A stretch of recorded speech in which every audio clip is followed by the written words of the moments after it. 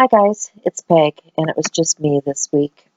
Shell had to do a little traveling for her family, and so I'm talking about this collection that I've started for my nature journal. I have a box, and I've started setting things aside that I want to use in that journal, and so I'm just showing how I select things and pull them out of my stash to use them for future projects. And so I have several books here. These are antique books, so they're no longer in copyright, and I've made some photocopies of some of the things that I have in my stash, and I intend to use them as part of my overall project. So I'm just showing you, this is a book of poetry from my mother, and I've copied a page from Wadsworth, and napkins and stamp things and die cuts, and um, this was a piece that I'd altered with Citrusolve, and all of those papers that I'm going to incorporate into that journal. So I was just talking about that journal and what you could do to create a collection for working in that journal. Now, I've also put in the description box the measurements for doing this little fold up. This is just a 12 by 12 piece of paper, and I'm scoring it at 2.25, 4. Yeah, I'll put the measurements down below. And so, I figured if people wanted to work along, they could make one of these also. But this is easy enough to do if you're just going to make kind of a pocketbook or something else to add to your journals. I'm just talking about the Facebook group and the things that we all need to know etiquette-wise when we're joining those Facebook groups, and what the different groups stand for. You have your Facebook page, which is your own personal page, and that's where you share things with your friends and all of that sort of thing, your family, whatever. That's one type of Facebook. Then there are business pages or personal pages, which are just that. It's a page, kind of like almost like a blog, where things get posted. I have one. It's called Bits and Pieces, and that's where a lot of people can find my art. They don't have to be my friend to find my art. They can just go to Bits and Pieces by Peg, and they can find my art there. Then there are groups, and we have several. I am a teacher on a number of different groups, one of which is My Creative Year, which I share with a number of other instructors. And we do monthly challenges and teach mixed media art. It's meant to encourage people to, it's a community, it's to help one another. And so we offer prompts and things to get your creative juices flowing. The other groups are also things like Pick a Stick, where we offer monthly challenges, and that's what I'm going to be working on today, are a couple of the challenges that are from that group.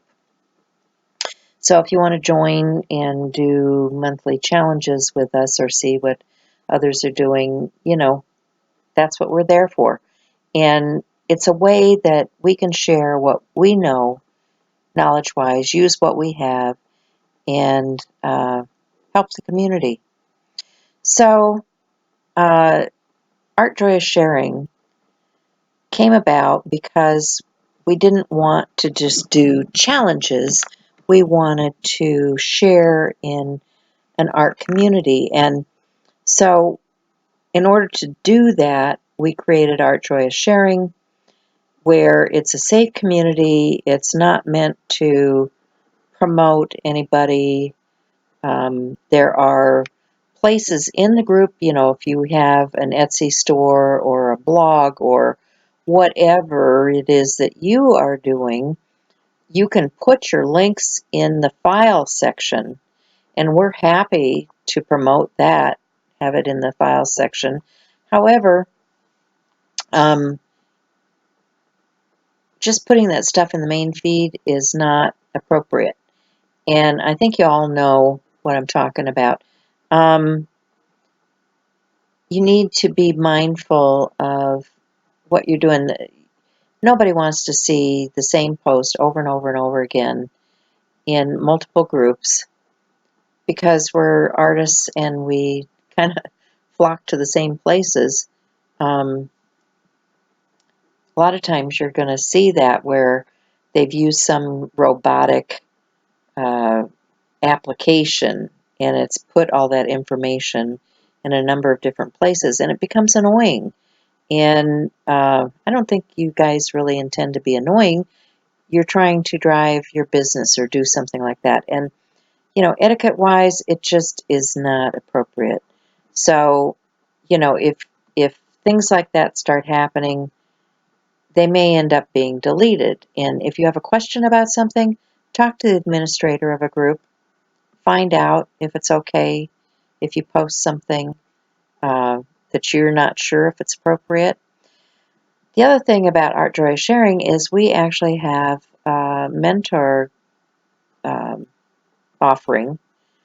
And if you want to mentor somebody, if you want to help the group, you can put your information in there and you can find a match with somebody who might need your help. Or if you're somebody who does need help, you can find somebody who's offered to be a mentor to help you with some of the things that you're a beginner and you're having some issues, or you can put things in the main feed if you want to ask questions, just a random question. But if you want somebody personally to help you with multiple things, then you can ask for a mentor in the mentor program. So I am working on an artist trading card right now, and it is a 2.5 by 3.5 inch piece, and I'm using the stencil and mask from the Stencil Girl Artist Trading Card group of stencils.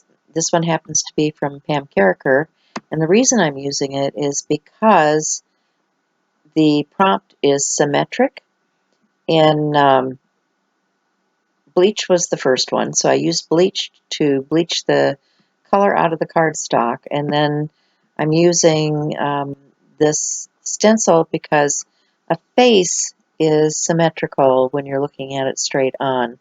So I'm using this bleach and painting with the bleach to lighten the color of the paper, and I'm just dabbing off the colorization, the dye that's in the paper, and letting that work on the paper. So I'm going to continue to paint that bleach on where I want the highlights. When you look at a face, the contours, where the light shines off the face, is where I'm adding the bleach, trying to get it to pull up some more of that color. And you can see where the eyes are, where the bridge of the nose is, where the chin is, where the forehead is. Those are the light sections. And so I'm just showing again the pieces that I'm working with and what the prompts are. The bleach, the symmetric, and working with the things that are part of the challenge. So the prompts are bleach, illustrate, symmetric, and of course the color platinum. So I am going to illustrate by using my bleached piece of paper, my 2.5 by 3.5 inch piece of paper, and this is a Uniball pen, and I'm just sketching onto my cardstock. And of course they're talking about my bald person here, so I decided I better add some hair. So I'm showing how easily this can be transformed. I'm using a colored pencil to add some highlights in, and just continue to complete my artist trading card. Now this is a Pentel brush pen. It has some lovely black ink in it, and decided I needed to use a broader brush to color in her hair. And then I grab a white pen, not thrilled with what the white is doing, so I'm just muting that out by rubbing it in with my finger. And then I remember, oh yes, we need a quote, and I'm also going to add some platinum. So I'm showing them I could have put another type of topper on there instead of hair. Could have been a hat, could have been anything, because this is an ATC, and you can make it your own. So I add a quote, just do a little outlining around the words, and you'll see some final shots at the end. And then I grab this platinum colored Shiva oil stick, and I use it around the edge so that I have used platinum on my card. So there it is. That's the artist trading card. And next up, I'm going to do the altered tag challenge. Now this has 4 prompts instead of 3. So I'm grabbing this is some canvas that is pre-gessoed, and I die cut it with a Sizzix die that cuts a tag. And then I'm going to use copies of that text from the butterfly book, and I'm thinking about how I'm going to use that on my tag to make my altered tag. So here are the prompts for the tag: copy, monoprint, stamp, bleach, and of course that platinum again. So I'm using the copy of the book page. I'm going to monoprint using this jelly plate and some deco art paint.